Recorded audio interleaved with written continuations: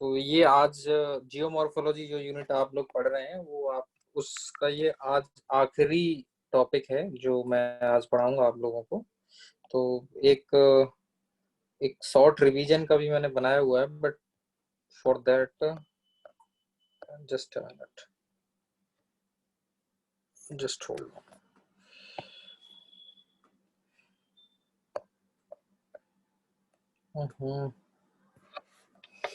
या तो जो रिवीजन वाला जो पोर्शन है मैं उसके साथ डिस्कस करूंगा आपके साथ, बट अब मैं आपको एक बार फिर से ये सिलेबस याद दिला दूं जो ज्योग्राफी का सिलेबस है मेंस के लिए, क्योंकि मेंस प्रीलिम्स दोनों कवर होते हैं इसमें। और धीरे धीरे अभी आपको ऑटोमेटिकली आइडिया लग गया होगा जितना जियोमॉर्फोलॉजी हुआ है।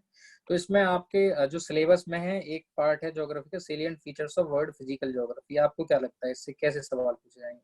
ये लैंड फॉर्म रिलेटेड ही आएंगे, चाहे ग्लेशिएटेड लैंड फॉर्म से पूछे, चाहे विंड एरोजन से पूछे, मतलब विंड एरोजन से जो लैंड फॉर्म होते हैं, या फ्लूवियल एरोजन यानी पानी से बनने वाले जो लैंड फॉर्म्स होते हैं, या कोस्टल एरोजन से रिलेटेड हो सकते हैं, या ग्राउंड वाटर के एरोजन से होने वाले कास्ट लैंड फॉर्म्स जो हैं उनके ऊपर सवाल आ सकते हैं। उसके अलावा आप देखेंगे इसमें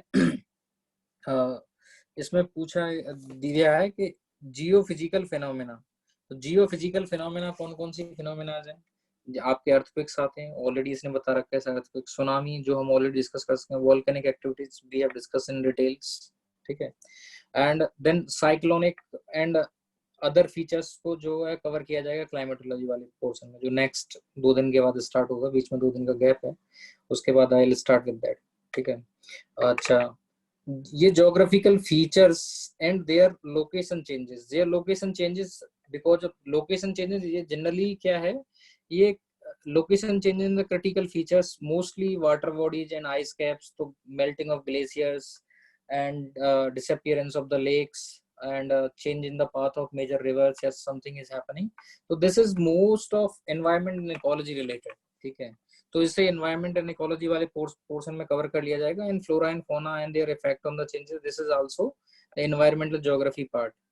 तो अभी जो सिलेबस का पार्ट है, एक मेजर पार्ट तो ये कवर किया जा रहा है जिसमें आप जियो फिजिकल फिनोमेनाज के बारे में पढ़ाया गया। दूसरा ये salient features of world physical geography. So whatever you are studying nowadays is exactly very much part of your syllabus. I am not going beyond the syllabus. I am not going outside the syllabus. जो syllabus में है वही पढ़ा रहे हैं, ये relevant है इसलिए आपके साथ डिस्कस किया जा रहा है प्लेन सिंपल भाषा में। और दूसरा क्या है कि ये डिस्ट्रीब्यूशन ऑफ की natural resources of the world. अगर लैंड फॉर्म्स को समझोगे तो ये की नेचुरल रिसोर्सेस को याद करना एक बहुत ही छोटा काम रह जाएगा। I mean, जब भी हम इस चीज को पढ़ेंगे, अब now you will realise that how easy it is for you. Even अगर आपको नहीं पता हो कहाँ है, मैं आपसे कोई भी सवाल पूछूंगा तो आप आंख बंद करके बता पाएंगे कि हाँ सर ये चीजें यहाँ मिल जाएंगी। जस्ट आपको ये देखना है कि नेचुरल रिसोर्स है कौन सा। जनरली हम मिनरल और आपके building material, non building material, mineral, non mineral resources की बात करते हैं। एंड फिर जब लोकेशन ऑफ इंडस्ट्री की बात होती है तो प्राइमरी लोकेशन ऑफ इंडस्ट्री जो होती है बेसिकली आपके रिसोर्स के पास ही लोकेटेड होती है। सेकेंडरी उससे ड्राइव्ड होती है तो दे आर नियर बाई, तो देयर आर अदर फैक्टर्स। तो जो रिलेवेंट पार्ट है ज्योग्राफी का, ये जो पार्ट है जिसे आप पढ़ रहे हैं, ये बहुत इंपॉर्टेंट पार्ट है, इसलिए इसका पढ़ना जरूरी था, ठीक है। तो किसी के मन में ये डाउट हो कि सर ज्यादा पढ़ा रहे हैं या कुछ ज्यादा हो रहा है, तो for that matter I have discuss these things. So let's go back to the this portion of wave erosion. This is the last portion. तो अभी तक जो आपने टॉपिक्स पढ़े हैं तो उसमें यू हैव ग्लेशियल इरोजन के बारे में हो ही गया था, बाकी सारी चीजें होगी तो आई am not repeating them again.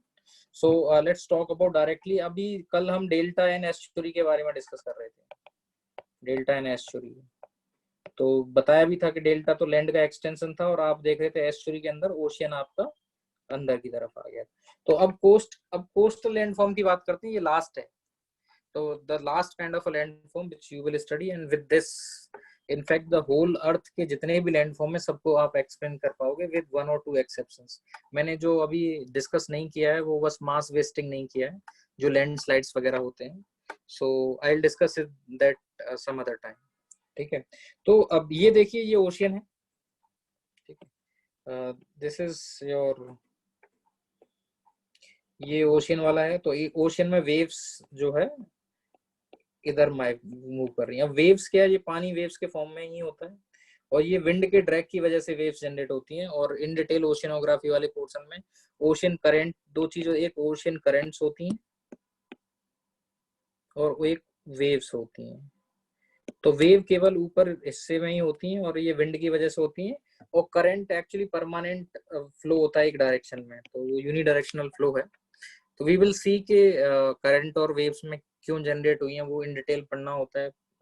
the questions have already been asked in the mains based on that, but आप जस्ट यहाँ पे ये समझ लो कि जब कभी आपने कोस्ट देखा होगा, समुद्र किनारे गए होगे, तो आपने फील किया होगा वेव्स आती हैं और टकराती हैं। ठीक है, आप कहीं पे भी बीच में गए, कोई भी बीच देखा हो, चाहे महाराष्ट्र गए हो, गुजरात गए हो आप, या फिर आप अंडमान गए हो, उड़ीसा गए हो, कहीं पे भी, तो this is a very normal feature. और ये जो वाटर जो टकराता है तो बहुत तेजी से टकराता है, कई बार तो आपको भी थोड़ा सा धकेल के दूर भेज देता है। Imagine this action happening on this land mass for thousands of years, तो of course it will sculpture it. ये भी एक आर्टिस्ट की तरह, ये जो वेव्स हैं इसको डिफरेंट डिफरेंट फॉर्म में कट कर देंगी।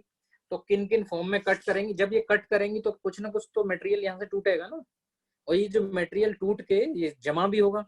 तो दो बेसिक चीजें होंगी, एक हाइड्रोलिक एक्शन होता है। हाइड्रोलिक एक्शन का मतलब पानी जोर से धक्का मार रहा है, एक तरीके से आप ये समझ लो। तो water is coming and pushing you, that is hydraulic action. And दूसरा क्या होता है कि जब पानी आ रहा है तो पानी में जैसे इसको धक्के मार के धीरे धीरे इसको इरोड भी कर रहा है।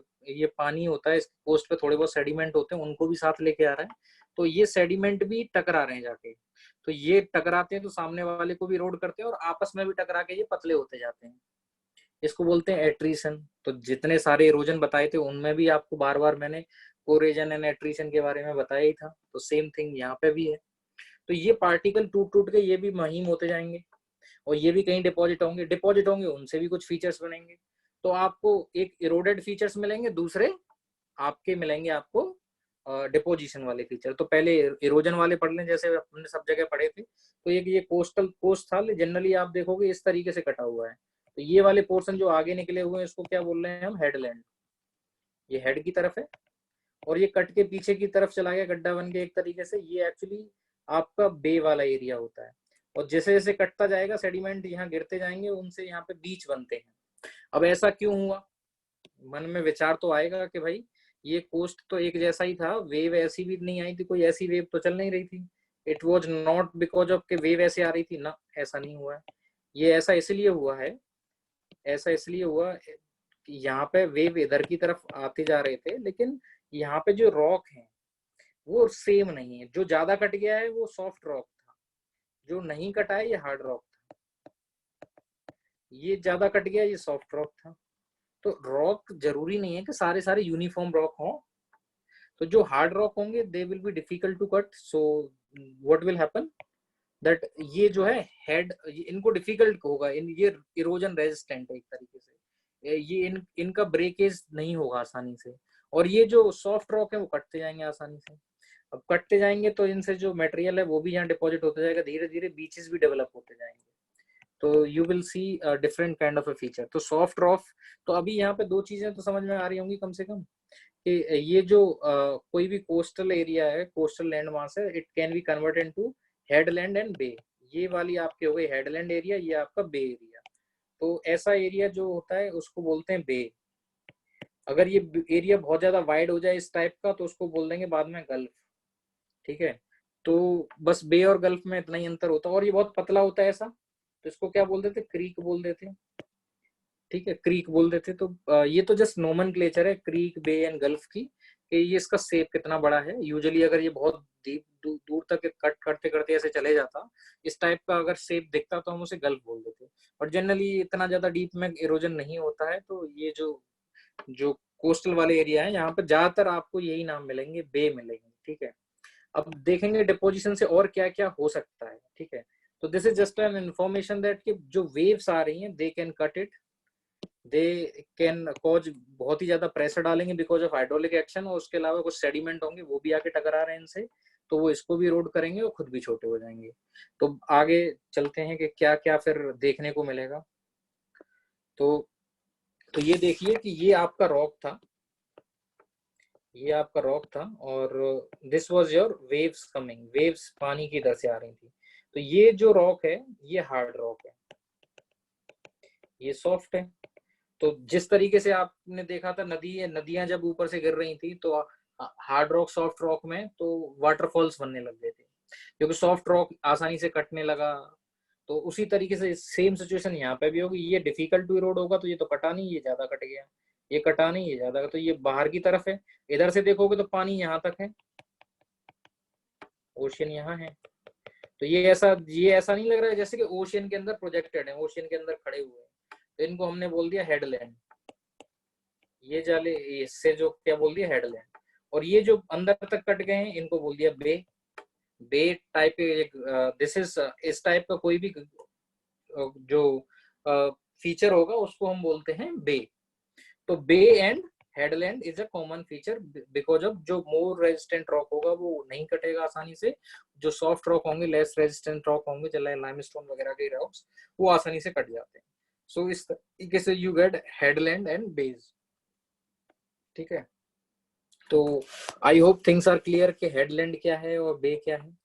यही एनसीईआरटी में भी दे रखा है। तो ये आपका बे हो गया और ये आपका हेडलैंड हो गया, ये हेडलैंड हो गया, ये आपका बे हो गया। अब ये सॉफ्ट रॉक था तो यहाँ से पार्टिकल कट कट के यहाँ डिपॉजिट होने लगते हैं एक्चुअली। तो धीरे धीरे धीरे धीरे ये वाला एरिया बीच में डेवलप होने लगता है, ये वो बीच में डेवलप होता है। तो ये बीच हो गया, ये बीच, बीच सैंडी बीच है, यहाँ पर सैंड पड़ी है इसलिए इनको बीच बोलते हैं। यानी एक प्लेटफॉर्म बन गया है, यहाँ पर छोटे छोटे पार्टिकल यहाँ से टूट के पानी ने यहाँ आके डिपॉजिट कर दिया। तो इस वाले एरिया में आप आराम से घूम के आ सकते हैं, ट्रेवल करके आ सकते हैं। वेव्स का जो जनरली ज्यादा खतरा नहीं रहता है, तो आप आराम से घूमेंगे, अच्छा लगेगा। तो मतलब लोग जाते भी है घूमने के लिए, देखने के लिए, तो इन पे आप आराम से घूम रहे होते हैं।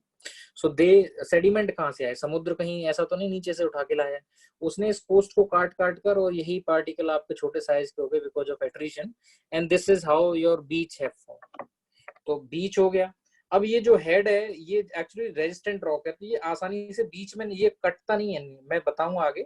ये जो कटेगा तो जब ये क्लिफ बनाता है, तो ये देखेंगे कि हम ये वाले पोर्शन जो होंगे क्लिफ के फॉर्म में होंगे, ये वाला यहाँ बीच नहीं होगा, एकदम वर्टिकल खड़ा हुआ होगा पोर्शन। ठीक है, तो वी विल सी दैट। ठीक है, तो हेडलैंड एंड बे तो क्लियर है, ये वाला हिस्सा बे हो गया, और जो बे वाले हिस्से हैं वहीं वहीं पे आपका ये डेवलप होने लगेगा, वे वाले हिस्से में ही आपके डेवलप होने लगेंगे beaches. So this portion is your beach. तो बे वाले हिस्से में ही दिस से जब तो बे क्या है, ये पोर्शन पानी का ये है bay. Bay is a body of water, in this shape it is locked between the land mass. ठीक है, तो इससे इधर से ओपन है, ऑफ कोर्स लॉक्ड का मतलब ये नहीं है, बट इसके दो किनारे पे इस तरीके से, और इसके कॉर्नर पे ये क्या बना हुआ आगे, ये वाला हिस्सा जो बना हुआ ये आपका बीच हो गया। ठीक है, ये आपका बीच हो गया। तो हेडलैंड एंड बे एंड बीच आपको थोड़ा सा क्लियर हुआ होगा। तो ये जो है आपकी वेव्स जा रही हैं और जाके स्ट्राइक करती हैं कोस्ट को, वापस आती हैं, फिर करती हैं स्ट्राइक, वापस आती हैं, and that's a common feature. और दूसरा they are subjected to high tide and low tide. अच्छा, तो यही चीज दोबारा से फोटो में दिखाने की कोशिश करिए कि लेस रेजिस्टेंस रॉक होगा जैसे क्ले, सैंड, ग्रेवल्स, और तो ये आसानी से इरोड होते जाएंगे। लेकिन मोर रेजिस्टेंस रॉक्स जो होते हैं वो आपके इतनी आसानी से नहीं होंगे, तो ये आगे की तरफ प्रोजेक्टेड रहेंगे, तो इनको हेडलैंड बोल दिया, और ये अंदर तक कट गए, इनको हमने बे बोल दिया। ठीक है, तो अब ये जो आपके जो लैंड मासेस हैं, ये जो ओशियन वेव्स जब आती हैं, ओशियन से वेव्स आके टकराती हैं, तो क्या होता है बेसिकली, वेव्स आई तो कई बार क्या होता है कि मान लीजिए हेडलैंड है, तो इसको अगर इधर साइड से ब्रेक कर रही है, टकरा रही है, तो इसमें कुछ क्रैक्स आ जाएंगे स्टार्टिंग। धीरे धीरे over many years this cracks can convert into small creek, फिर वो थोड़ा सा वाइडन होकर केव में बन जाएगा। ये केव है, इसके अंदर आप जाके आ सकते हैं, हल्का सा पानी भी रहेगा, लेकिन अब बाद में ये केव इरोड होते होते ये पीछे वाला पोर्शन भी इसका बाहर निकल जाएगा। तो ये एक तरीके से दरवाजा बन गया, दरवाजा बन गया, इसको हम आर्च बोल देते हैं। अब दरवाजा धीरे धीरे क्या होगा कि ये भी वाइडन होता जाएगा, और यहाँ वेव टकरा रही है तो ये बिल्कुल ही टूट सकता है ऊपर से, तो ये ऊपर की तरफ ये पिलर खड़ा रहेगा, इसे स्टैक बोल रहे हैं। अब टाइम के साथ इरोड होते ये स्टैक भी टूटते टूटते टूटते टूटते एक स्टंप सा रह जाएगा। जैसे पेड़ को काट नहीं देते हैं तो पेड़ का क्या नीचे रह जाता, नीचे ग्राउंड में है स्टंप, नीचे से अगर काटते हैं तो ये उसका छोटा सा स्टंप रह गया, यही पार्ट जो नीचे स्टंप बन के रह गया। तो कोई भी जो रॉक्स है भाई, ये over such a long period of time क्या होगा कि ये ब्रेक हो सकता है। तो ये फ्रैक्चर्स होंगे, धीरे धीरे ये फ्रैक्चर्स बड़े होने लगेंगे तो केव बनेगा। केव अगर उधर से भी टूट गया तो finally cave will get converted into arc, और ये एरोड होता रहेगा, एरोड होता रहेगा, ये फाइनली पोर्शन जो है कोलैप्स कर जाएगा। जब कोलैप्स कर जाएगा तो हो सकता है कि आपको स्टैक मिले, और स्टैक धीरे धीरे टूट के स्टंप में कन्वर्ट हो जाएगा। स्टंप धीरे धीरे जो है स्टंप में कन्वर्ट हो जाएगा। ठीक है, तो ओरिजिनल शेप इसका ये था, इसका इतना दूर था, अब ये इतने हिस्से में रह गया, बाद में ये भी टूटता जाएगा, बाद में ये भी टूटता जाएगा, तो ये चीजें अलग होती जाएंगी इससे। ठीक है, तो let me tell you these things many a times again, कि ये मान लीजिए कि भाई ये सी था आपका, ठीक है, दिस इज द सी, और यहाँ पे ये बता रहा है कि ये सी है आपका, और वेव्स आ रही हैं टकरा रही हैं, वेव्स आ रही हैं टकरा रही हैं, धीरे धीरे इसको ये थोड़ा सा काटते जाएंगे, इसमें कुछ क्रैक्स भी पड़ने लग जाएंगे। सो देन फाइनली ये छोटी सी केप बनेगी, फिर बड़ी ये दरवाजा बन जाएगा, आर्च बन जाएगा, फिर ये टूट जाएगा तो अलग बन के ये स्टैक बन गया एक तरीके से। तो सो you say that these are the initial lines of weakness because of the high impact. जहाँ वीकनेस है वहां से क्रैक होने लगेगा, धीरे धीरे क्रैक जो है आपके, ये तो वो दूसरी चीज है। ये धीरे धीरे ये क्रैक्स जो है हल्के से वाइडन हो जाएंगे, तो जो क्रैक्स जो है वाइडन होने के बाद ये लेक्स इसमें केव्स में कन्वर्ट हो जाएंगे। तो केव्स का दूसरा दरवाजा बंद है, उधर से केव तभी है, एक तरफ से जा रहे हैं बस, यहीं से आगे। और केव्स जो धीरे धीरे क्या होगा कि ये because of more impact it will get converted to a दरवाजा आर्च। ठीक है, और ये आपकी हेडलैंड थी, ये आर्च जो है धीरे धीरे ये भी टूट जाएगा, तो it will get converted to stack, और स्टैक जो है बाद में कन्वर्ट हो जाएगा छोटे से स्टंप में। तो इनिशियली आपका जो ये वाला पोर्शन यहाँ तक था, अब ये यहीं तक रह गया है, बाद में यहाँ तक रह जाएगा, बाद में और पीछे तक ऐसे ये इरोड होता जाएगा। तो you will get all these features. ठीक है, यू विल गेट, और जब ये स्टैक आपका, ठीक है, तो ये चीजें समझ में आ रही हैं आपको, केव, आर्च, स्टैक, स्टंप। तो ये केव, हेडलैंड, केव, आर्च, स्टेप, ये आपकी हो गई केव, ये हो गया आर्च, ये हो गया स्टैक, और ये हो गया स्टंप। तो स्टैक क्या है आपका, पिलर टाइप, ये क्लिफ का जो ऊपर वाला है वो धीरे धीरे टूट के जो है बाद में कैसा रह जाता है, वो स्टंप जैसा छोटा सा टुकड़ा रह जाएगा। जैसे पेड़ को काटते हैं नीचे से तो स्टंप छोटा सा रह जाता है, जिसपे जो रिंग्स होती है उनको काउंट करके कई बार आप ट्री की उम्र बताते हो, तो उसी तो वो वाला स्टंप। और ये जो पेड़ का तना समझ लो एक तरीके से ऊपर से सब कुछ काट दिया तो वो खड़ा हुआ है, आइसोलेटेड ट्री टाइप का है, तो ये स्टैक है, पिलर है, और ये इसी लैंड मास से टूट के बना है। तो ये पहले लैंड मास यहाँ तक था, ये पीछे यहाँ तक रह गया, और उसमें आर्चेस वगैरह ये सब चीजें कॉमन होती हैं बीच एरियाज में। ठीक है, सो दोबारा से इसी चीज को देख लो, ये चीजें बस इतना ही, बहुत ज्यादा तो लिख के नहीं आना है आपको बस। तो आपको बस ये चीजें बतानी होंगी, इससे छोटे छोटे, ये क्रैक बना, ये क्रैक जो वाइडन हो गए केव में बना, ये केव और बड़ी हो गई, बाद में ये क्रैक पीछे से टूट गई, ये हेडलैंड में बन गई, आर्च बन गया, ये आपका हेडलैंड के अंदर आर्च बन गया। हेडलैंड तो पूरी लैंड को ही बोल लेते, हेडलैंड में बे तो क्लियर होगा ही आपको। और ये आर्च भी फिर बाद में टूट के जो है स्टैक में बन जाएगा, स्टैक जो है बाद में स्टंप में। तो ये बहुत सिंपल सी प्रोसेस है, natural process over a long period of time, this can happen. तो इसमें कोई दिक्कत तो है नहीं। तो बस दिक्कत कहाँ होती थी कि ये केव क्या होते हैं ये याद नहीं करना आता था, आर्च क्या है ये समझ में नहीं आता था, स्टैक क्या है ये नहीं आता था, और स्टंप क्या है। ठीक है, तो ये इसी के टुकड़े हैं, इसी में एरोजन की वजह से जो बनने वाले फीचर्स हैं जो कोस्ट में आपको बहुत कॉमन मिलेंगे। तो देखिए अब केव, आर्चेस, स्टैक्स एंड स्टंप्स आपको क्लियर हो गए। पहले छोटे छोटे cracks got converted into the caves got changed into the arches, and arches got broken and to form stacks and stumps। ठीक है, so I hope things will be clear now। अच्छा, अब ये एक आइडियल प्लेटफॉर्म लिया है जो cut हो गया है, तो जो तो ये देखिए यहाँ पे, ये आपको दिखेगी यहाँ पे सी केव, दोनों एक साथ शब्द लिख दिए यहाँ पे, ये सी केव है। तो इसके अंदर 2-3 मीटर तक आप एंट्री करके जा सकते हैं, जब तक यहाँ तक नहीं पहुंच जाती ये पूरी, यहाँ ये नीचे से एंट्री करके इधर से ना निकल जाओ, तब तक हम इसे आर्च नहीं बोलेंगे। आर्च, आर्च मतलब एक तो दरवाजा बन गया आपका, ठीक है, नेचुरल ब्रिज या आर्च। बाद में ये जो है कुछ पोर्शन इसका आर्च में कन्वर्ट हो, कुछ टूट गया है तो आज ये स्टैक की तरह खड़ा है, और ये एक तरीके से आपका स्टंप है। तो ये स्टैक हो गया, ये स्टंप हो गया, ये आर्च हो गया, ये केव हो गया, ठीक है। और ये आपकी हेडलैंड हो गई। और बे वाले पोर्शन में क्या हो रहा है कि बे वाला पोर्शन जो कट गया है, तो यहाँ पे बीच बन गया सॉइल डिपॉजिट होने की वजह से, ठीक है। ये आपका बीच बन गया, और ये आपका पानी का जो टुकड़ा है ये फंसा पड़ा है, इसको बोलेंगे बे। इसको कोई भी नाम दे सकते हैं। तो बीच इस सॉइल से बना है, तो बीच डिपोजिशनल फीचर है, डिपॉजिट होने की वजह से, ठीक है। और बे कटिंग की वजह से बना है, डिफरेंशियल कटिंग की वजह से, और इंग्लिश में बोलेंगे तो differential cutting of the rocks on the coastal margins of the lands, ठीक है।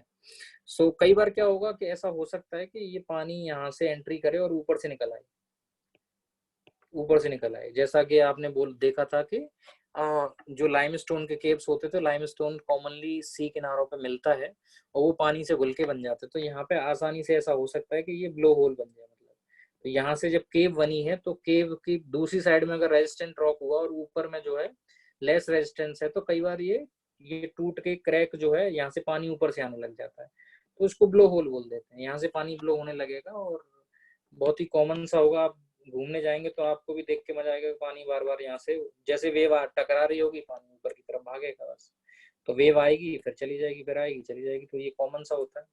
अच्छा, अब ये इनके बारे में बताएंगे कि वेव कट प्लेटफॉर्म्स क्या होता है, क्लिफ क्या होता है, ठीक है। तो ये चीजें समझ में आ गई। हेडलैंड, बे, बीच, बीच डिपोजिशनल फीचर्स है, और ये केव, आर्चेस, स्टैक्स एंड स्टंप, ठीक है। ये कॉमन फीचर्स होते, तो आप एक छोटा सा फोटो बना के एक फोटो में आप उसके इरोजनल फीचर्स दिखा दो, एक में डिपोजिशनल फीचर्स दिखा दो, इतना ही काम हो गया आपको आंसर्स में। You don't have to write much if you are asked write a short note on coastal landforms, तो इतना काफी होता है। अच्छा, अब चलिए क्लिफ की बात करते हैं कि ये क्लिफ थी तो काफी हार्ड रॉक से बनी थी। अब पानी जो आ रहा था नीचे से, तो इसको ऑफ कोर्स इरोड करता जाएगा, तो पानी जाके यहीं टकराएगा, यहाँ टकराएगा तो इस वाले पोर्शन को इरोड करता जाएगा, ये ऐसे होता जाएगा, और बाद में ये ऐसे होता गया तो ये पोर्शन टूट के गिर जाता है। तो जनरली फिर आपकी क्लिफ करती है रिट्रीट। जब टूट के गिरेगा तो ये जो पोर्शन जो नीचे यहाँ आएगा, तो यहाँ पे ये ऐसे छोटे छोटे टुकड़ों में बढ़ जाएगा, और ये टुकड़े धीरे धीरे धीरे धीरे यहाँ आगे जाके छोटे होते रहेंगे और डिपॉजिट होते रहेंगे आगे जाके। लेकिन ये वाला जो जगह है, ये वाला जगह है, ये एक प्लेटफॉर्म की तरह दिखाई देगा, क्योंकि ये रॉकी लैंड मास से बना हुआ है, तो this will look like platform, not your beach. Beach जो सॉफ्ट स्टोन्स जो होते हैं वो कटते हैं, वहीं पे बनता है, तो यहाँ पे बीच नहीं होगा, यहाँ पे प्लेटफॉर्म्स मिलेंगे बड़े बड़े, ठीक है। तो this is another thing, wave cut platform बोला जाएगा इसको, इसको बोला जाएगा वेव कट प्लेटफॉर्म। तो ये जो रॉक था पहले यहाँ तक था, ठीक है, नीचे आप कलर से पता ही कर रहे हैं कि यही वाला रॉक है। अब ये रॉक करते करते करते करते इधर तक आ गया है, तो ये वाला जो पोर्शन है अब क्या दिखाई देगा, वेव कट प्लेटफॉर्म।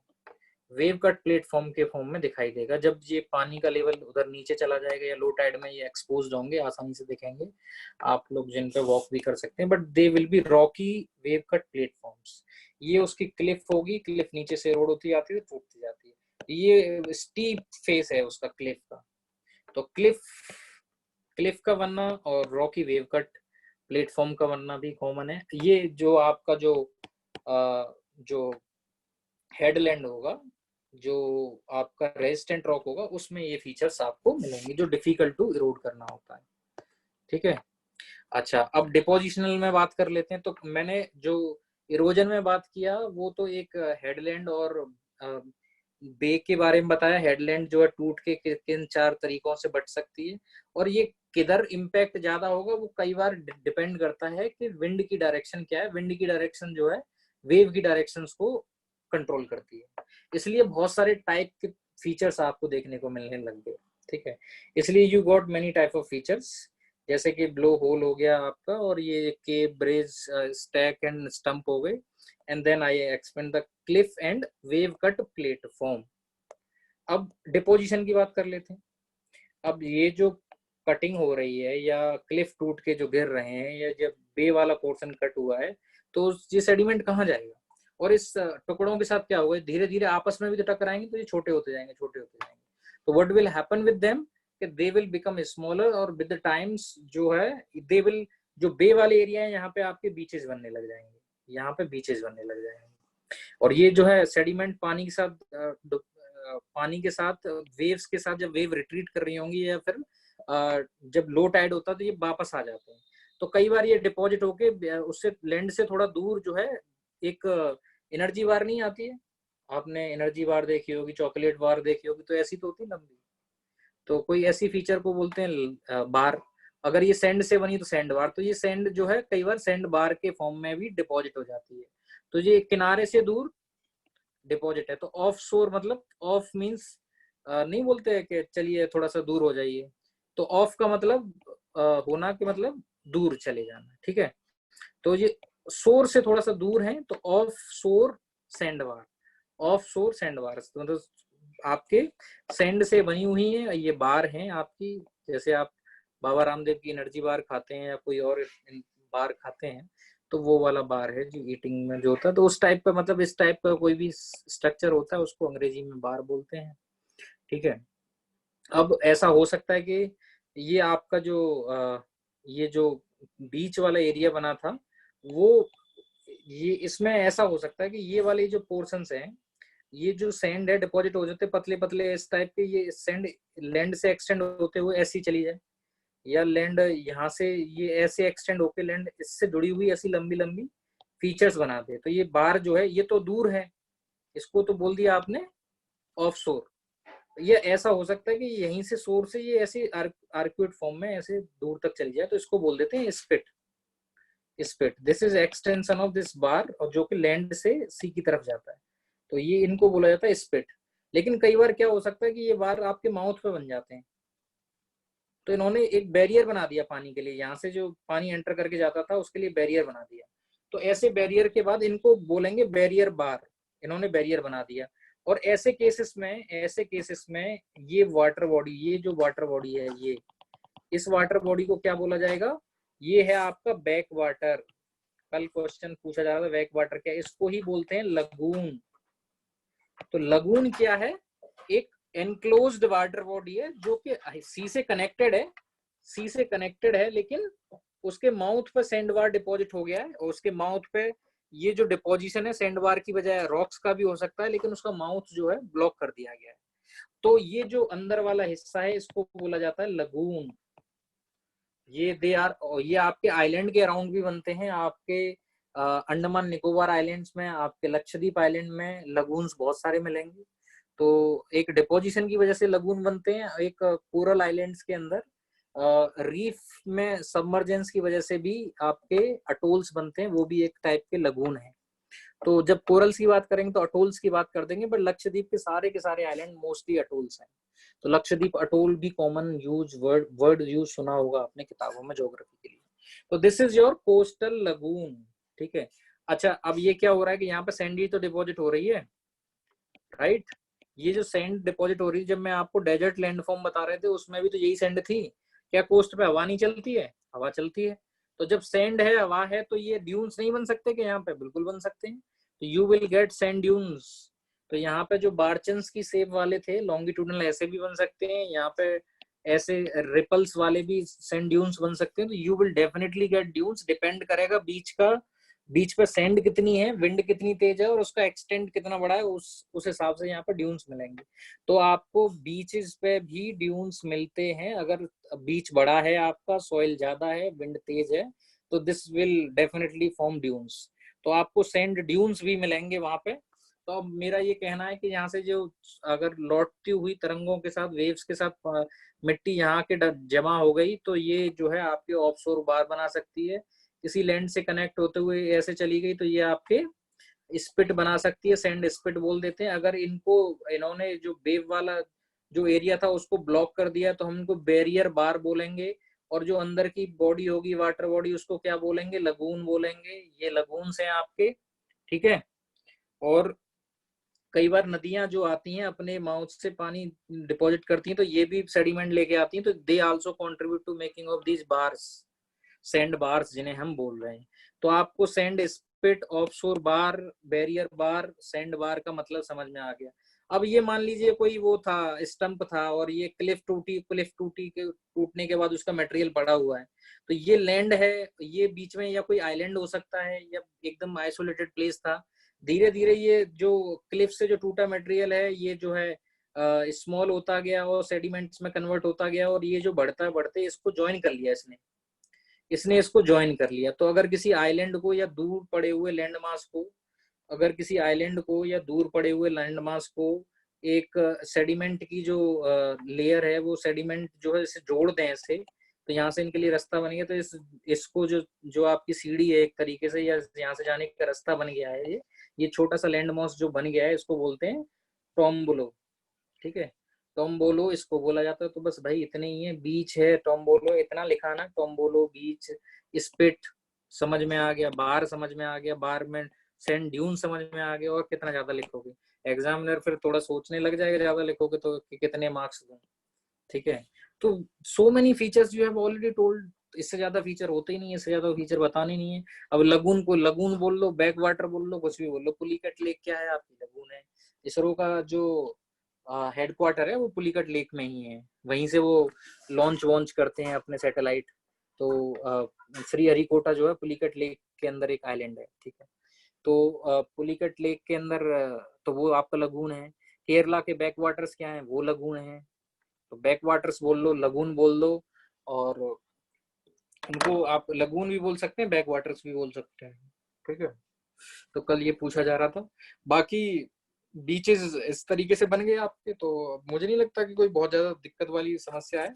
अब ये फोटो देख लो यहाँ का, देखो आपको बीचेस ऐसे दिखते हैं कि नहीं दिखते हैं? जो घूम के आए होंगे वो रिलेट कर रहे होंगे, जो नहीं गए वो इमेजिन देख लो, बाद में चले जाना पास होने के बाद एग्जाम, अपने आप को कुछ समय देना, सक्सेस होने के बाद घूम के आना। देखो साइंस, ये आपका एक सैंड बार का एक एग्जाम्पल है, ठीक है। अगर ये सामने वाले पानी को रोक देता है, इसको हम क्या बोल देते हैं? बैरियर बार बोल सकते हैं, ठीक है। और ये बार का तरीका हो गया। ये आपका स्पिट है, जो सैंड जो है इस तरीके से डिपॉजिट होगी, लैंड के हिस्से से कनेक्टेड है, तो ये इसको बोल दिया स्पिट हो गया, ठीक है। तो ये narrow ridge of deposited material that extend from the mainland into the sea, इसको बोलते हैं आप रिज, वो स्पिट, सॉरी। और उसी तरीके से ये स्पिट ही दे रखा है। और ये टोम्बलो मैंने बता दिया था कि ये जो डिपॉजिटेड लैंड, इसने इस हिस्से को और इस मेन लैंड को इससे कनेक्ट कर दिया है, तो इस वाले रास्ते को क्या बोल दिया आपने? टोम्बलो।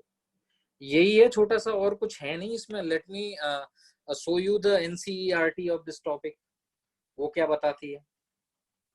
तो देखो एनसीईआरटी ने एक फोटो दिखाया हुआ है, ये कह रहा है satellite picture of Godavari river delta, और रिवर डेल्टा को शोइंग अ स्पिट। तो ये रिवर डेल्टा डिपॉजिट होके इस तरीके से एक narrow narrow ridge of mount sedimentary deposits है कि नहीं है? ये narrow ridge of sedimentary deposits है, इसको बोल दिया आपने स्पिट बोल दिया, ठीक है। और इसने एनसीईआरटी ने और क्या क्या नाम ले रखे हैं अपनी किताब में?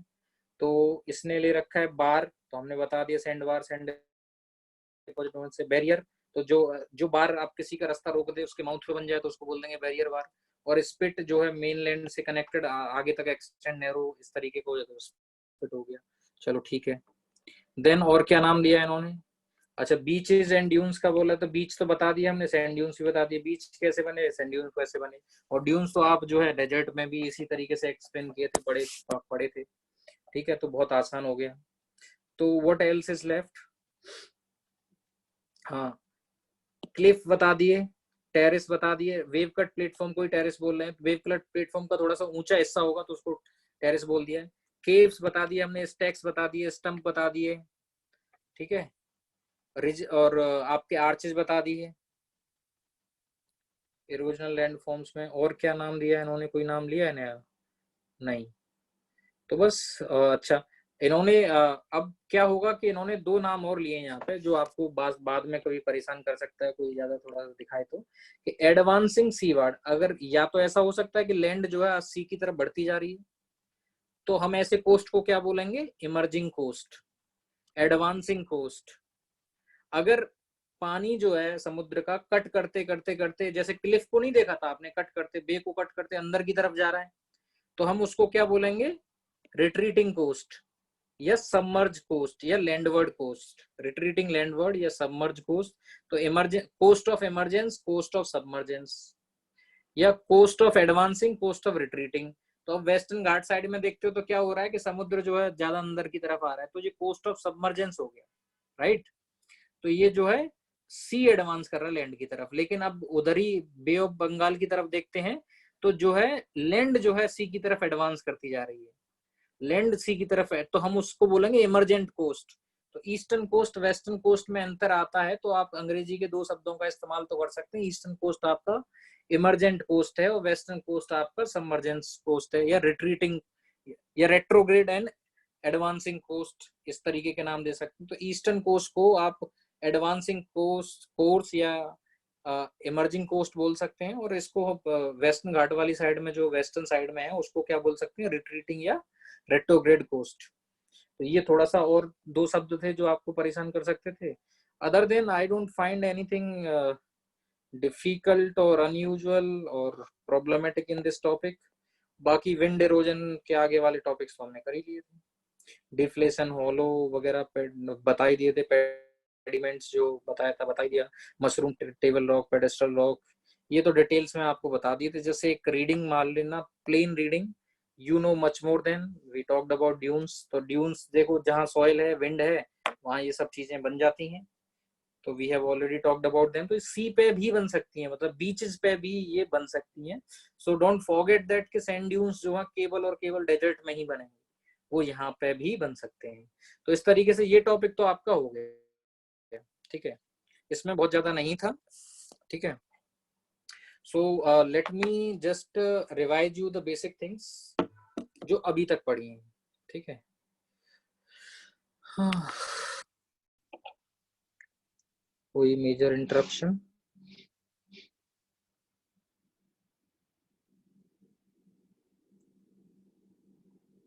ओके, नो इंटरप्शन, ठीक है।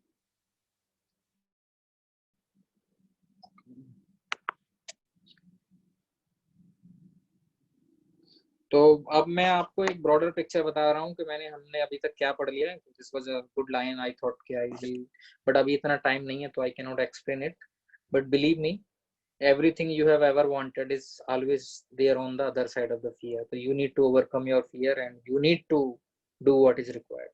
Be fearless in your studies, don't fear anything, and no one can stop you. So let's I have already discussed this syllabus. I am very much talking about the syllabus. I am teaching you everything. तो जब हम land forms की बात कर रहे थे आपसे, तो हमने बताया था कि कैसे माउंटेन बनते हैं, ये फोल्ड माउंटेन का एक एग्जांपल लिया है सच। तो what are the kind of land forms you see on the earth, ये लैंड फॉर्म जब इनको एक्सप्लेन करते हो तो मेजोरिटी ऑफ आप इंटरनल फोर्सेस का यूज करते हो, टेक्टोनिक फोर्सेस की बात करते हो। तो मैं आपको एंडोजेनेटिक फोर्सेस के बारे में बता रहा था, यू कैन एक्सप्लेन दिस। तो एंडोजेनेटिक एक्सोजेनेटिक का अब आपको मतलब समझ में आ रहा होगा। अगर कोई आपसे कहे कि every land form on the earth is a net result of endogenetic and exogenetic forces, अब आप उस सेंटेंस को समझ सकते हैं, ठीक है। सो तो we discussed about land forms, किस तरीके से ये जो है माउंटेन्स बने। तो एंडोजेनेटिक फोर्सेस में इंटीरियर ऑफ अर्थ पढ़ा था, सीज्मिक एक्टिविटीज पढ़ी थी आपने डिटेल में, सब कुछ पढ़ लिया था। So basically just giving brief कि हमने क्या कर लिया है, ठीक है।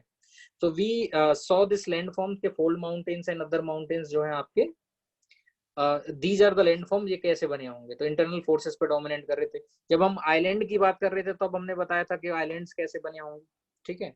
So we talked about them. Then we talked about के वोल्केनिक एक्टिविटीज की वजह से भी फ्लड बसाल्ट प्रोविंस, जैसे कि आपका डेक्कन लावा प्लेटू है, उस टाइप के बन सकते थे, ठीक है। And you can have stratovolcanoes, you can have these composite cone volcanoes या सिंडार वोल्केनो, सिंडार कोन वोल्केनोज या इस टाइप के फीचर्स आपको, तो ये भी एक लैंड फॉर्म है जो कि इंटरनल एक्टिविटीज की वजह से बन रही थी। देन दीज, फिर मैंने आपको वो सारी internal land forms in detail पढ़ने के बाद वी केम टू पे भाई चलो let's talk about your glacier land form. अगर इस लैंड पे कभी ग्लेशियर बना है तो आज इसकी हालत ये होगी। जहाँ पे ग्लेशियर्स बने थे आज ग्लेशियर खत्म हो गए, लेकिन वो लैंड को अब अपने साइंस छोड़ गए। इन साइन को देखकर आप बता सकते हैं कि ग्लेशिएटेड लैंड फॉर्म में ये होता है। तो ग्लेशिएटेड लैंड फॉर्म में एक बड़ी वाली रैली वैली होगी, इसको ट्रॉ बोल सकते हैं या मेन वैली बोल सकते हैं। और इन इसमें बर्फ ज्यादा थी तो इसका ज्यादा एरोजन हुआ। इसमें अगर कोई रिवर आज बह भी रही है तो ये रिवर की वैली नहीं है, ये ग्लेशियर की वैली है, यू शेप वैली है। तो इसलिए इस रिवर को हम मिसफिट रिवर बोलते थे। और ये जो वैलीज हैं, ये छोटी छोटी वैली जो ऊपर में टंगी हुई हैं, तो इनको क्या बोल दिया आपने? Hanging valleys. क्योंकि यहाँ यहाँ बर्फ कम थी तो एरोजन कम हुआ, तो ये आपकी हैंगिंग वैलीज हो गई। लेकिन आपने देखा कि ये वाला हिस्सा जो है, ये जो है नदी के केस में आगे तक होता है, तो ये जो इनको हम बोलते हैं स्पर्स। ये वाले हिस्से नदी के केस में आगे तक होते हैं, लेकिन यहाँ पे ये सब पीछे चले गए, तो ये कट कर दिए गए बर्फ के द्वारा। जो मूविंग आइस थी उसके एक्शन से कट गए, तो हम इनको क्या बोलते हैं? ट्रंकेटेड स्पर्स। ट्रंकेटेड स्पर्स। तो ये स्पर्स जो है, जबकि रिवर वैली को जब देखते हैं तो इंटरलॉकिंग स्पर्स थे। रिवर वैली के अंदर आपने क्या देखे थे? इंटरलैक वी शेप जो वैलीज थी उसके अंदर इंटरलॉकिंग स्पर्स थे। आई होप कि ये आपको अजनबी शब्द नहीं लग रहे होंगे, क्योंकि हम उतने दिनों से तो यही पढ़ते आ रहे हैं। अच्छा, ये जो गड्ढे बन गए, आइसोलेटेड हॉलो बोलो, गड्ढा बोलो, जो भी बोलो, उनको बोलते हैं सिर्क। तो ये जो गड्ढे हैं इनको बोला जाएगा सिर्क। अगर सिर्क के अंदर जो पानी है तो उसको क्या बोलते थे? टार्न। तो ये सिर्क, इस गड्ढे के अंदर अगर बर्फ पिघलने के बाद आज भी अगर एक छोटी सी लेक बन गई है तो इस लेक को बोला जाता है टार्न। अगर कई सारी लेक बन जाती हैं इसमें तो उन सबको बोल देते हैं पीटर नॉस्टर लेक्स। तो टार्न हो गया, तो ये यहाँ पे लिखा हुआ है। अच्छा, ये जो लैंड फॉर्म है इस तरीके से कट हो गया, इधर से कट हो गया, इधर से कट हो गया, इधर से कट हो गया, तो बेसिकली ये ऊपर चोटी सा रह जाता है, तो इसको बोल देते हैं हॉर्न। और ये जो एजेस हैं इसके, sharp edges, razor sharp edges जो दिख रहे हैं, इनको क्या बोलते थे? एरीट बोलते थे। ये हैंगिंग वैलीज हो गई, ये ग्लेशियल ट्रॉ हो गया। तो that's all, these are the features you have studied. ये ग्लेशियल इरोजन। अब ग्लेशियल यहाँ से तो मिट्टी काट के ले गया, तो ये जो गड्ढे बन गए ये कट गया है, ये कहाँ गए अब? सेडिमेंट। और ये क्या, ये इतने मोटे ही रहेंगे? धीरे धीरे पतले भी हो गए। तो ये जो कट के गए हैं यहाँ से, ये गड्ढे बन गए, उनकी जगह ये जो लैंड मास गया है, इसी को आप क्या बोलते हैं? मोरेन्स। तो ग्लेशियल डिपॉजिट्स किसके फॉर्म में होते हैं? ग्लेशियल मोरेन्स के फॉर्म में। तो जो किनारों पे होंगे, लेटरल का मतलब होता है किनारा, मीडियम का मतलब बीच में, ठीक है। तो ये जो है कार्ड, जब जब ग्लेशियर्स मूव करते हैं, हम डिटेल में पढ़े ही थे, तो ये एकदम डिपोजिशन की जो एकदम टॉप लाइन होती है उसको बोलते हैं टर्मिनल मोरेन। उसके पीछे वाली लाइन को बोलेंगे, ये हो गई आपकी रिसेशनल मोरेन।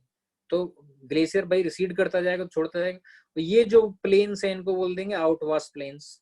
अब कहीं क्या है कि आइस के कुछ टुकड़ों में, जब आइस जब मेल्ट होती है तो टुकड़ों में टूटती है, वो टुकड़े टूट के आसपास सेडिमेंट जमा हो गए, तो आइस के बड़े बड़े टुकड़े जो है आइसोलेटेड लेक बना सकते हैं। तो उन लेक्स को आपने बोल दिया एस्कर्स। और चम्मच की शेप के उठे हुए डिपोजिशन के गड्ढे जो हैं, डिपोजिशन के ये हैं, इनको बोल दिया था आपने ड्रम लाइंस। तो आपकी ड्रम लाइंस हो गई। और बेस में जो थी मोरेन की, तो उसे ग्राउंड मोरेन बोल दिया था। और ये ऐसे लाइन होगी, जब मैं जिसको मीडियन मोरेन बोले, किनारों पे जो होगी उसको लेटरल मोरेन बोला जाएगा।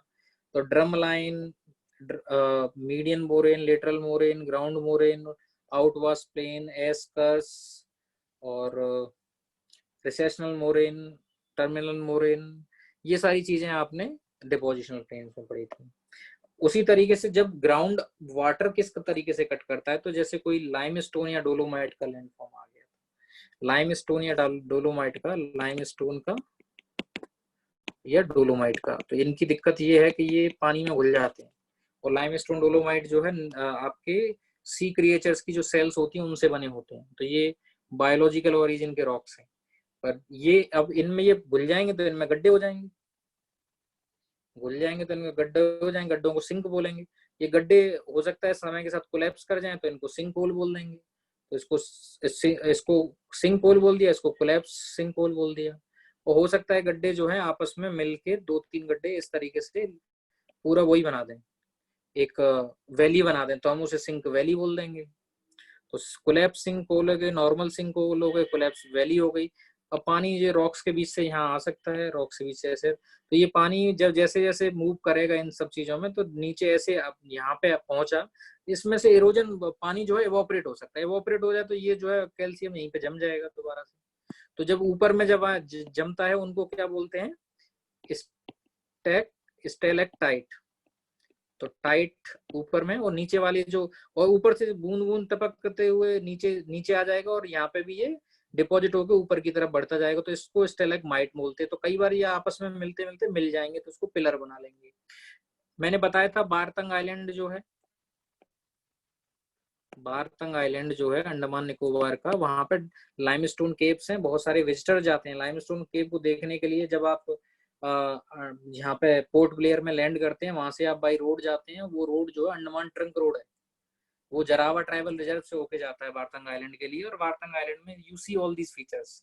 अब ये वाला हिस्सा जो है इसको केव बोल दिया, हाँ भाई केव है। अगर आपको देखने जाना है तो भैया आप कहीं इधर कहीं रास्ते से आएंगे और अपनी गाड़ी यहाँ पे छोड़ छाड़ के, फिर कहीं हो सकता है यहाँ ओशियन हो, तो आप ये वहां पे ओशियन है उसको क्रॉस करके फिर बोट से जाते हैं। बोट से फिर आप मैंग्रोव के बीच से, डिपार्टमेंट ने एक मैंग्रोव वॉक बनाया हुआ है, फॉरेस्ट डिपार्टमेंट ने, तो मैंग्रोव वॉक करते हुए आप जाते हैं। उसके बाद आप इसके गेट पे पहुंचते हैं, एंट्री करते हैं, अंधेरा सा रहता है, देख दाख के आ जाते हैं अपने फोटो वोटो खिंचवा के। तो these are the karst land form. Karst इसलिए नाम पड़ा है कि कास्ट एक यूगोस्लाविया पुराना वाला जो रीजन है, बाल्कन एड्रियाटिक सी के किनारे पे, भूमध्य सागर जो है आपका मेडिटेरेनियन सी, उसके ऊपर में इटली के पास में एक एडियाट्रिक सी है, एड्रियाटिक सी। वहां पे कास्ट प्रोविंस हुआ करती थी यूगोस्लाविया की, तो उसके वहां पे ये सबसे पहले स्टडी हुए थे, इसलिए इनका नाम पड़ गया कास्ट टोपोग्राफी। तो हमने कास्ट भी देख लिए इस तरीके से, ठीक है। Then we talked about deserts. तो ये जो आपके Californian desert, Sonoran desert, Atacama, Patagonia, Sahara, Arabian Thar desert, और Gobi desert, Turkmenistan, Taklamakan, Namib desert, Kalahari desert, western African desert, या गिब्सन या सैमसन है, क्या नाम है। तो ये डेजर्ट्स हैं। इन डेजर्ट्स में विंड इरोजन डोमिनेंट होता है। विंड इरोजन की वजह से विंड जो है इरोड करके जो फाइनर सेडिमेंट्स है उनको बहुत दूर जाके डिपोजिट कर सकती है, और उसकी वजह से यू विल गेट लॉइस।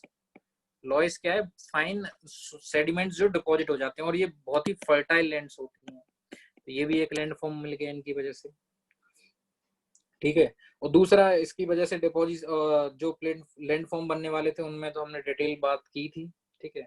जैसे कि एक ये था, तो इसको आपको याद होगा कैसे बना हुआ होता है, कि इसके ऊपर भी लैंड थी, वो इरोड होती गई, और ये एकमात्र रेजिस्टेंट रॉक था जो बच गया है। तो अभी एक्सपोज हो गया इस तरीके से, ये जो है अब आइसोलेटेड इंसलबर्ग बोलते हैं, ये जो है मोनोलिथ खड़ा हुआ है माउंटेन पे, आयर्स रॉक है इसका नाम।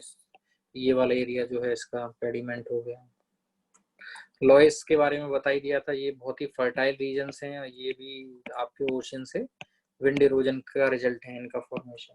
तो you can see that they are adjacent to the, और जब बाद में तुम लोकल विंड्स को पढ़ोगे then also, and whenever talk about local wind do talk about loess, answers की क्वालिटी बहुत बढ़ जाएगी आपकी, and you are then this shows general awareness, that's all. So desert landscape के बारे में बता दिया। जब डेजर्ट डिपॉजिट करते हैं तो they talk form all kind of dunes, तो we discuss them at that time. This is just a revision. तो जब हम इरोजन की बात करते थे, तो इरोजन में हमने जो है यारदांग, वेंटीफैक्ट, पेडेस्ट्रल रॉक्स वगैरह, लॉइस वगैरह, इन सब के बारे में बात की थी। और लॉइस जो है इरोजन एंड ट्रांसपोर्ट से बने होते हैं, तो ये डिपोजिशन से बने हैं। और डिपोजिशन के बारे में ये जो है आपके ड्यून्स वगैरह थे ये बता दिए थे। तो इरोजन, ट्रांसपोर्ट एंड डिपोजिशन हमने तीनों कवर किए थे, ठीक है। तो ये भी एक तरीके के लैंड फॉर्म हो गए। फिर फ्लूवियल इरोजन की से जो फ्लूवियल इरोजन रनिंग वाटर के द्वारा होने वाला इरोजन जो है सरफेस इरोजन है। तो अभी यहाँ पे बताया था कि भाई रिवर्स यहाँ से आ रही हैं, फिर जो बहुत सारी रिवर्स को ऑन द वे ज्वाइन करती हैं, और फाइनली ये पानी डिस्ट्रीब्यूट कर देती है अपने माउथ पर। ये माउथ हो गया तो यहाँ पर डिपोजिशन होता है, यहाँ पर जनरली इरोजन हो रहा है, बीच में ट्रांसपोर्ट हो रहा है। तो यहाँ पर चैनल्स बड़े होने लगते हैं, चैनल मेंडर करने लगते हैं। ऊपर में रिवर्स जो है, क्योंकि ये हाइट है, जब जब हाइट होगी तो ये जो है वी शेप वैली बनाएगी, वी शेप बनाएगी, आई शेप वैली बनाएगी। आई शेप वैलीज को कैनियंस बोलोगे, कैनियंस बोलोगे या गॉर्ज बोलोगे। तो मैंने दिखाया भी था नमचा वर्मा गॉर्ज, नमचा वर्मा के पास में जो ब्रह्मपुत्र का गॉर्ज था, नंगा पर्वत के पास में जो है आपकी इंडस का गॉर्ज था, वो दिखाए थे। तो so many rivers, almost all the Himalayan rivers are forming gorge. जितनी भी एंटीसीडेंट रिवर्स हैं दे फॉर्म गॉर्ज। आपकी जो सतलज नदी है, सतलज नहीं, सिपकी गॉर्ज जो है, सिपकीला, वहां से इंडिया में एंटर करती है, that is also gorge, cut huge gorge. तो आई शेप वैलीज को गॉर्ज बोल दिया, ये तो सब ऑलरेडी पता होगा। I am just revising you, just telling you कि हाँ ये चीजें आपने कर ली हैं, ठीक है।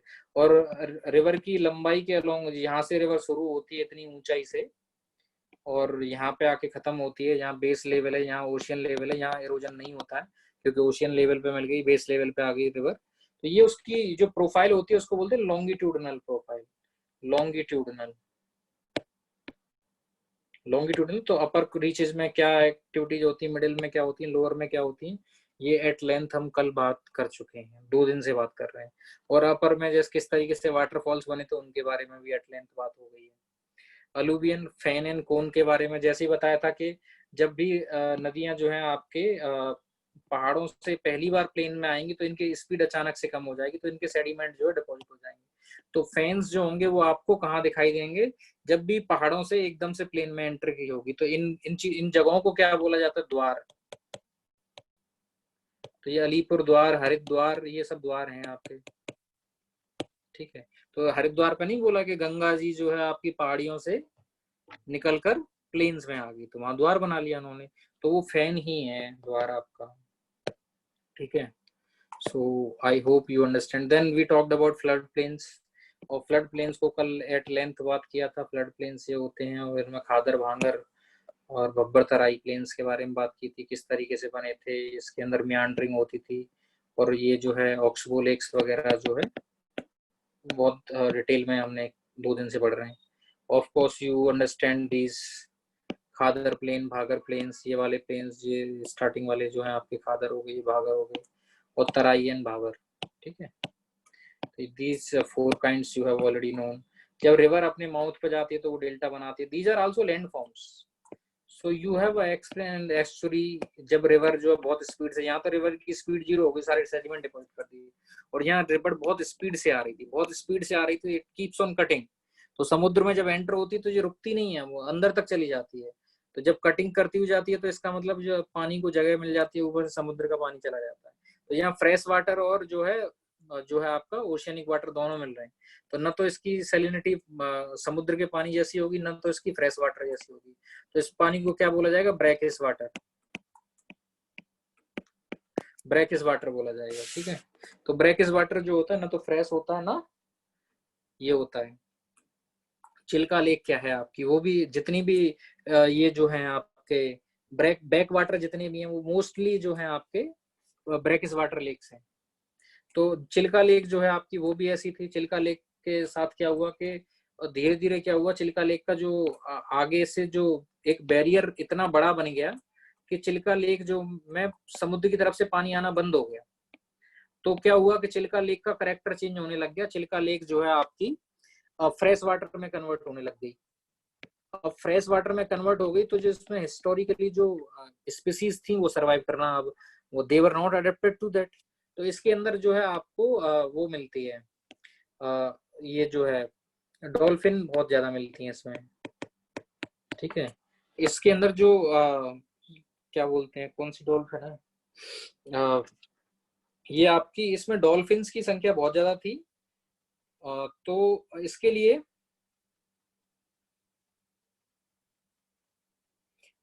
इसको रिस्टोर किया गया था। तो ये इरावदी डॉल्फिन की सबसे ज्यादा क्वांटिटी, मतलब सबसे ज्यादा नंबर्स जो है आपको चिल्का लेक में ही मिलेगा, ठीक है। I have visited Chilka Lake. I have seen these Irrawaddy dolphins myself. I have photographed them. So Chilka lake एक जमाने में ये सबसे डेंजरस, मतलब जो थ्रेटन्ड वेटलैंड थी, जो जिसका एग्जिस्टेंस थ्रेटन हो रहा था, and it was put into that Montreux record जो होता है। आपकी जो वेटलैंड्स होती हैं वो रामसार कन्वेंशन से गवर्न होती हैं। वो रामसार कन्वेंशन एक इंटरनेशनल एग्रीमेंट है जिसमें कंट्रीज ने आपस में एग्रीमेंट किया कि that we will protect these wetland. These wetland play a very vital role. They are at the interface of land and ocean. So actually जब भी इंटरफेस पे कोई इकोसिस्टम होता है तो उसमें लैंड की डाइवर्सिटी भी होती है और ओशियन की डाइवर्सिटी, तो दो डिफरेंट रीजन्स की biodiversity, that's why they are extremely rich in terms of biodiversity, and they were of very high ecological, economical and local significance. So उनको प्रोटेक्ट करना जरूरी था, उसके लिए एग्रीमेंट किया। लेकिन उसी में फिर बाद में एक चीज ऐड की गई कि जैसे कि आपकी IUCN रेड डेटा बुक निकालता है, उन्होंने भी जो थ्रेटेंड वेटलैंड थी उनके लिए मॉन्ट्रेक्स रिकॉर्ड निकालना स्टार्ट किया। मॉन्ट्रेक्स रिकॉर्ड नाम का एक रजिस्टर है जिसमें अगर आपकी वेटलैंड का नाम चढ़ गया है, तो जैसे अभी भरतपुर वाली केवलादेव जो है उसका नाम है उसमें, या आपकी जो मणिपुर में लोकटक लेक है उसका नाम है, तो पहले इसका भी था चिल्का का। तो चिल्का का नाम था क्योंकि ये जो है इनका इकोलॉजिकल जो स्टेटस है वो मतलब खत्म होता जा रहा है। They are becoming biologically dead, they are threatened, actually they are the most threatened wetland. They are about to lose their significance, they are about to lose everything. So अब इसलिए जब ये रिकॉर्ड में आ गई तो इसका मतलब countries have to do something, otherwise you are losing your wetlands. तो उसका इंडिकेटर था। बाद में ये जो बैरियर रेफ की ये जो गेट इसके बंद हो गए थे, तो इसको एक अलग रास्ता दिया गया फिर समुद्र के पानी को खोलने के लिए, जिससे कि समुद्र में पानी, इसमें लेक में समुद्र का पानी दोबारा से आने लगा। इसकी जो सैलिनिटी, जो ब्रैकिश वाटर था, इसकी सैलिनिटी रिस्टोर हुई, थोड़ी सी बढ़ी, अभी ये एक वेल फंक्शनिंग है। तो इनफैक्ट इसको मॉन्ट्रेक्स रिकॉर्ड से निकाल दिया गया और इसके लिए चिल्का को अवार्ड भी मिला था कि भाई आपने तारीफ काबिल काम किया है। So it was removed out of that. तो हालांकि कुछ लोगों को वेटलैंडी नाम समझ में नहीं आ रहा होगा, कुछ लोगों को रामसार समझ में नहीं आ रहा होगा। जब रामसार नहीं आएगा तो मॉन्ट्रेक्स रिकॉर्ड कैसे समझ में आएगा? मॉन्ट्रेक्स रिकॉर्ड कैसे समझ में आएगा? लेकिन ये मान लो कि चिल्का लेक भी आपकी एक लेक है, और चिल्का लेक आपके ब्रैकिश वाटर है, ब्रैकिश वाटर लेक है, बैक वाटर बोल लो उसको, या फिर उसको लगून बोल लो, ठीक है। Chilka lake is known for Irrawaddy dolphin, ठीक है। तो इरावदी डॉल्फिन जो हैं, जैसे कि आपकी Gangetic fresh water Gangetic dolphin से अलग है, ये फ्रेश वाटर नहीं, ये ब्रैकिश वाटर की। ये आपकी इंडस की जो डॉल्फिन है उनसे भी अलग हैं। और डॉल्फिन्स जो हैं बहुत ही इंटेलिजेंट एनिमल्स में काउंट होती हैं, इंटेलिजेंट मैमल्स में काउंट होती हैं, ठीक है। They are not fishes, they are mammals, ठीक है। तो कुछ लोगों को नई चीज लगी हुई तो कोई बात नहीं, जो पढ़ रहे हैं पहले से तैयारी कर रहे हैं, I hope they will be able to understand. बाकी तो एनवायरनमेंट जब डिस्कस होगा we will talk about them. तो इनसे बेसिक सवाल कभी कभी यूपीएससी ने पूछे हैं, तो लेकिन जो रिलेवेंट होते हैं वही पूछता है यूपीएससी, ऐसे नहीं पूछता। और देन रिवर्स के बारे में तो क्या बात करना, but we have already talk about land forms. तो ये डेल्टा एस्चुरी हो गए, प्लेन्स हो गए, फ्लड प्लेन्स हो गए आपके, एंड देन फैंस वगैरह हो गए, फॉल्स, वाटरफॉल, आई शेप, वी शेप वैलीज हो गए, रिवर के फ्लूवियल लैंडफॉर्म की वजह से, वाटर इरोजन की वजह से बनने वाले लैंडफॉर्म, आपके विंड की वजह से बनने वाले, ग्लेशियर की वजह से बनने वाले, और वेव की वजह से। और फाइनली हमने आज ये डिस्कस कर लिए जो है वेव की वजह से बनने वाले लैंडफॉर्म्स, ठीक है। तो यू हैव ऑलरेडी नोन कि भाई अब तो बता दोगे कि ये आर्च है, ये केव है, ये स्टैक है, और एक और यहाँ पर डाल दो कहीं, तो ये स्टैक वो हो गया आपका, और ये आपका बे हो गया, ये हेडलैंड हो गया, हाँ, ये आपकी क्लिफ दिखा दिया आपने, ये आपने बीच दिखा दिया, ठीक है। तो ये क्लिफ दिखा दिया और क्लिफ दिखा दिया, और क्लिफ के साथ में आपने दिखा दिया वेव कट प्लेटफॉर्म। तो ये क्या है? वेव कट प्लेटफॉर्म है। ये आपकी क्लिफ है, और क्लिफ टूट के यहाँ पे जो बने होंगे, जो सेडिमेंट जो धीरे धीरे टूटते जाएंगे, आगे जाके जमा हो सकते हैं, वो इसको बैरियर लगून के फॉर्म में कन्वर्ट कर सकते हैं, या फिर कई और चीजों में कन्वर्ट कर सकते हैं, ठीक है। दे कैन फॉर्म, तो सेडिमेंट की वजह से आपको सैंड पिट मिल सकते हैं, ऑफशोर सैंड बार्स मिल सकते हैं, ये बैरियर बार मिल सकते हैं, ये पत्थरों से भी बंद हो सकता है, इनको लगून्स बोल दिया जाएगा, और ये जो कनेक्टिंग लैंड है इसको टम्बोला बोल दिया जाता है। ठीक है, और बस और तो कुछ था नहीं कोई ज्यादा यहाँ पे जो एक्शन था। So at the end of the day this is one of the quote I would like to end the lecture with. ठीक है, so the fate whispers to the warrior, you cannot withstand the storm, and the warrior whispers back, be the storm, I am the storm. I would say that be the storm, don't fear anything, आप बस पढ़ना start करें, ऐसा कुछ हो ही नहीं सकता जो समझ में ना आए चीजें। मैंने जो पढ़ाई है वो एक्चुअली बहुत सिंपल थी, आपको पहले से समझ में नहीं आती थी तो मुझे कारण समझ में नहीं आता, ऐसा कुछ स्पेशल नहीं, मैंने जो किताबों में लिखा है मैंने वो पढ़ के बताया आपको, उसे अब आप आज की डेट में किताबें पढ़ते तो आपको भी समझ में आता है। तो why you are able to understand them today और वो कल नहीं हो रहा, तो कहीं ना कहीं थोड़ा सा मैं उतने फोकस के साथ उतने कॉन्सेंट्रेशन के साथ नहीं पढ़ा था। कई बार आप शब्दों में चले गए कि अरे इसने तो नाम लिख दिया स्टैक, अब कैसे समझ में आएगा, कि स्टंप अब कैसे समझ में आएगा, केप बोल दिया, आर्च बोल दिया, तो भाई दरवाजा बोल दिया, आर्च बोल दिया, तो क्या हो गया, जस्ट नेम है कि ब्रेडेड चैनल है, तो ऊपर से तो वो एनसीईआरटी ने दिखा रखा है कि ब्रेडेड चैनल कैसा होता है, और लेकिन आपको उसमें लगेगा अरे ये क्या दिखा दिया हमको।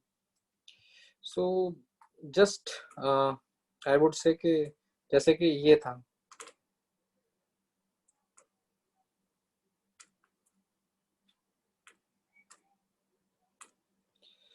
ये देखो ये ब्रेडेड चैनल दिखा रखा है यहाँ पे गंडक रिवर का एंड सोन रिवर का।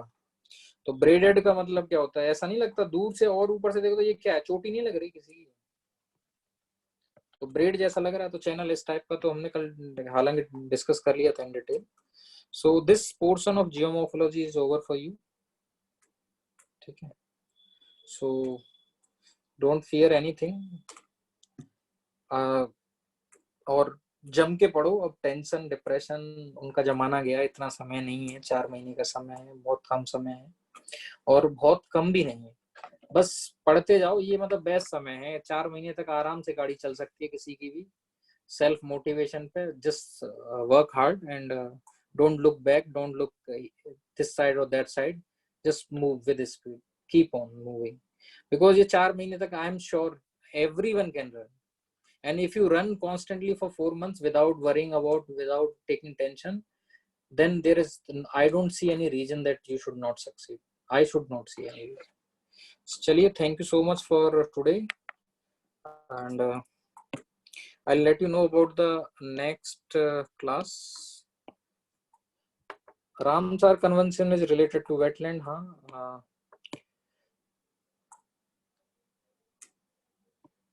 अच्छा, देखिए टेरेस क्या है, terrace actually wave cut platform में, अगर वेव कट प्लेटफॉर्म की हाइट ज्यादा है तो ये टेरेस के फॉर्म में दिखाई देने लगेगा आपको, तो it's just because of the जो क्लिफ आपकी किस तरीके से कटी है उस पर डिपेंड करता है।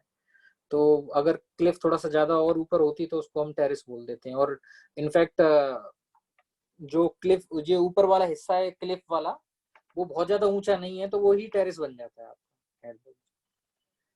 तो और रेट्रोग्रेटिंग सी वर्ड मतलब सी, मतलब रेट्रोग्रेटिंग का मतलब सी आपकी तरफ कट करते हुए आगे बढ़ता जा रहा है, और जहां डेल्टा वगैरह बनते हैं वहां पे क्या हो रहा है कि वहां जो कोस्ट है वो बढ़ता जा रहा है आगे।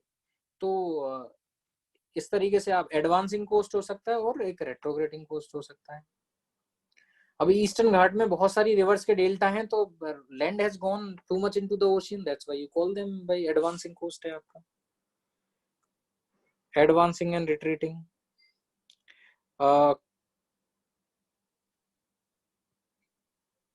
अच्छा, वो एस्कर्स, हाँ राइट राइट राइट, उसको कैटल लेक बोलते हैं। एस्कर्स जो होते हैं वो ड्रम लाइंस जो छोटे छोटे हैं, और एस्कर्स आपके लंबे साइनोसोइडल फॉर्म के अपलिफ्टेड लेंस वहां से, right right Nitin.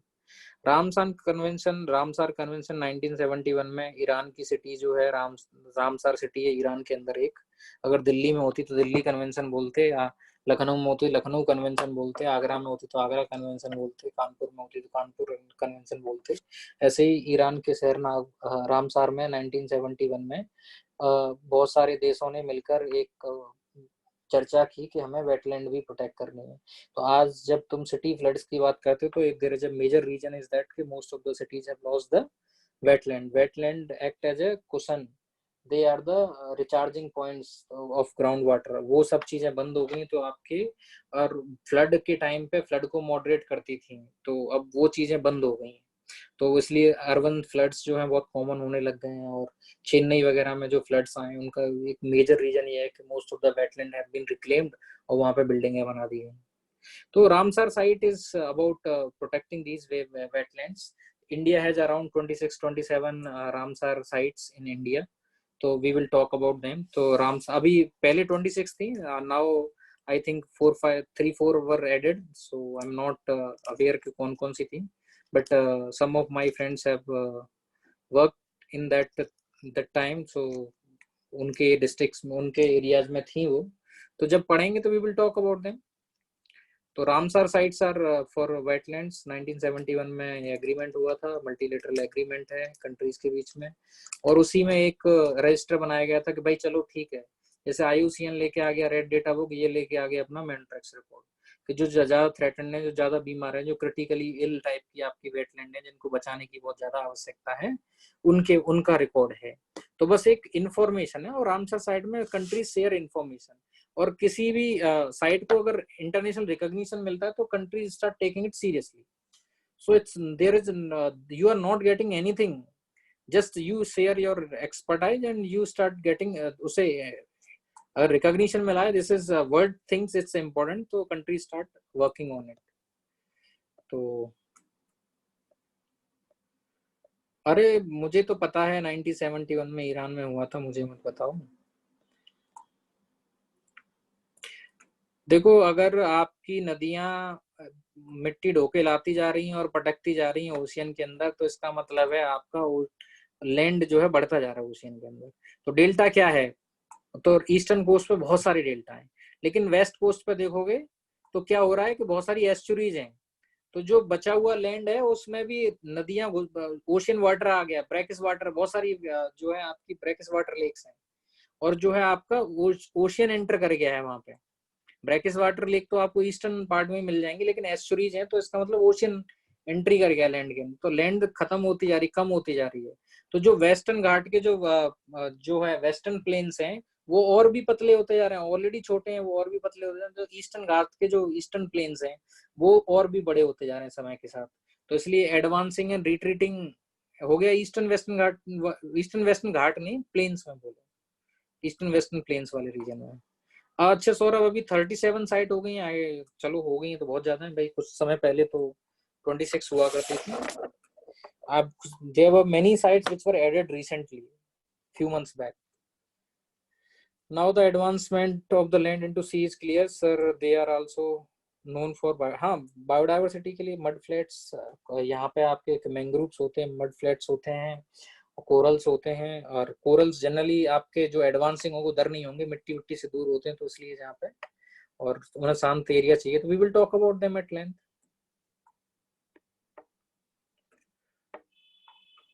Wetland are getting exploited because of many reasons. Let's discuss them sometime later.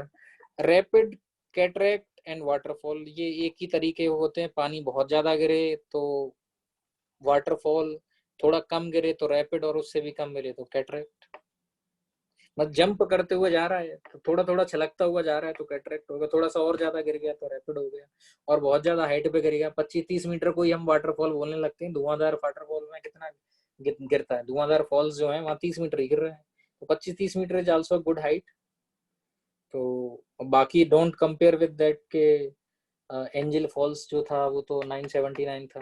तो दीज आर द सेम, इनके फॉर्मेशन का कारण भी लगभग एक ही होता है। रैपिड कैटरेक्ट में तो श्योर है कि वो रॉक के soft rock and hard rock की वजह से बनते हैं, वाटरफॉल में 2-3 रीजन और हो सकते हैं। ठीक है, so that's all for the day.